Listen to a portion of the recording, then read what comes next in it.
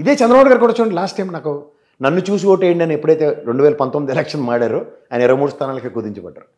జగన్మోహన్ రెడ్డి కూడా అదే స్లోగన్ ఎత్తుకున్నాడు, 11 స్థానాలకు కుదించబడ్డాడు. చూసుకొని కావాలంటే మనమే ఎక్కడ రాకెట్ సైన్స్లో వేరే గ్రహాల్లో లేము. జ్ఞాపకం ఉందా చంద్రబాబు గారిది? నన్ను చూసి ఓటేయండి ఈసారి ప్రభుత్వానికి అన్నారు, 23 ఇచ్చారు. ఈసారి జగన్మోహన్ రెడ్డి నేనే నన్ను చూసి వేయండి అన్నాడు. నన్ను కావాలనుకుంటే ఏంటి, లేదా అక్కర్లేదు అనుకుంటే 11 ఇచ్చారు.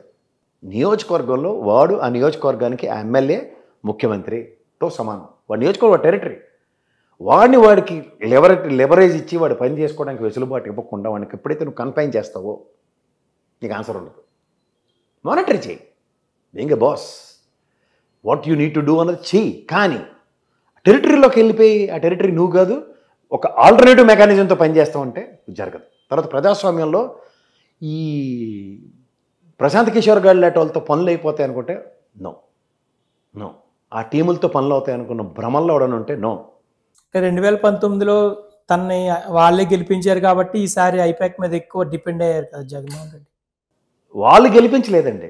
మీకు మళ్ళీ నేను చెప్తున్నాను, ఇవాళ చంద్రబాబు గారు ఎప్పుడైతే స్టాండ్ స్టిల్ నిలబడ్డాడో అప్పుడే వాళ్ళకి కార్యాచరణ అంతా మారింది. చూసుకొని కావాలంటే మీరు ఈయన ఎందుకు రాజకీయాల్లో పవన్ కళ్యాణ్ అంటే తగ్గుతున్నాడు, బీజేపీ అంటే తగ్గుతున్నాడు, ఏందో ఉంది అది ఒక హిడెన్ ఎజెండా అన్నది ప్రజలు వెనక నుంచి చూస్తున్నారు తలెత్తి. ఈ జగన్మోహన్ రెడ్డి దగ్గర లాజిక్కే లేదు. ఎంతసేపు ఎస్ నన్ను చూసి ఓటేయండి ఇదే ఇదే ఇదే అనుకుని ముందుకు తోసుకుంటూ వెళ్తున్నాడు ఆయన. నేను మంచి చేస్తే వేయండి, ఎప్పుడు ఇదే డైలాగ్ చెప్పేవారు. అదే మంచి చేస్తే వేయండి, మంచి అంటే మంచి ఎవరు చేసి అందుకున్నారో వాళ్ళు అందరూ వేశారు 40%. అదే దగ్గర మంచి చేయని వాళ్ళ కోసం ప్రభుత్వం నాయకుడు అంటే ఏంటి 100% జస్టిఫై చేయాలి కదా. ఆయనే చెప్తారు కదా కులం చూడడం, మతం చూడడం, రాజకీయం చూడడం అన్న దగ్గర మిగిలిన వాళ్ళు ఏరి అన్నదే ప్రశ్న. అంటే ఇప్పుడు ఉద్యోగులు నిరుద్యోగుల గురించి దయించి ఎంత తక్కువ మాడితే అంత బెటర్. Most inconsistent people. గతంలో చంద్రబాబు గారికి బొమ్మ చూపించారు, ఇక్కడ జగన్మోహన్ రెడ్డికి చూపించారు. సో వాళ్ళతో మనకి రాజకీయం అన్నది ముడిపడి ఉంది అన్నది గ్రహించగలగాలి first of all. As long as those people are the deciding factor for our fate అన్న దగ్గర వాళ్ళు కాదు అనుకుంటే మాత్రం ఇలాగే ఉంటుంది. అంటే ఇప్పుడు తనని చూసి ఓటేయమన్న ధీమాతోటే జగన్ అంటే ఇంతమంది అభ్యర్థులు మార్చినా కూడా ఏం మార్చారు? కింద శనక్కాయలు తీసుకెళ్ళి పైన వేరుశెనక్కాయలతో కలిపి పైన శనక్కాయలని వేరుశెనక్కాయలని మళ్ళీ కలిపి అన్ని శనక్కాయలే చూసుకోవాలంటే 5 6 లెక్క పెట్టచ్చు. కొత్త వాళ్ళకి ఇవ్వకుండా ఇక్కడ వాళ్ళని అక్కడ వాళ్ళని ఇక్కడ వేయటం కూడా అంటే వాళ్ళు అక్కడ ఫెయిల్ అయ్యారు కాబట్టి మనం ఓటు ఎందుకు వేయాలన్న ఉద్దేశంతో జనాలు వేయలేదు అనుకోవచ్చా? ఇప్పుడు మంట ఎవరి మీద ఎక్కుతుందో చూసుకోవాలి.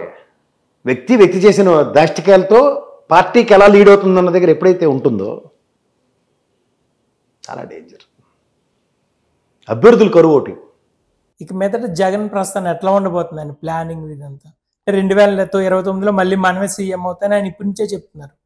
ఏముంది అయిపోయిన తర్వాత ఓ మాట చెప్పడం ఏముంది, అది కాదు కదా. 5 ఏళ్ళ కార్యాచరణ అలా హౌ హీల్ సర్వైవ్ అన్నది బిగ్గెస్ట్ ఛాలెంజ్.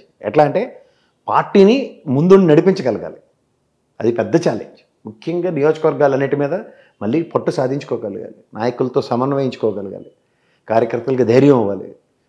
చాలా పెద్ద టాస్క్ ఉంది ఆయనకి. కానీ ఇప్పుడు ఉన్న నాయకులతో అది సాధ్యం అవుతుంది అంటారా? ఎందుకంటే ఎక్కువ మంది ప్రత్యర్థులు వ్యక్తిగత విమర్శలు తిట్లే రాజకీయంగా అనుకునే వాళ్ళు చాలా మంది ఉన్నారు వైసీపీలో. అది శాశ్వత ప్రయోజనం ఇవ్వడానికి రియలైజేషన్ వస్తేనే పనులు చేయడం చాలా సులువు అవుతుంది. అది కాకుండా మళ్ళీ అదే ఎజెండా ఎత్తుకుంటే మాత్రం ఎక్కడ వేసిన గొంగలే అక్కడే ఉంటుంది.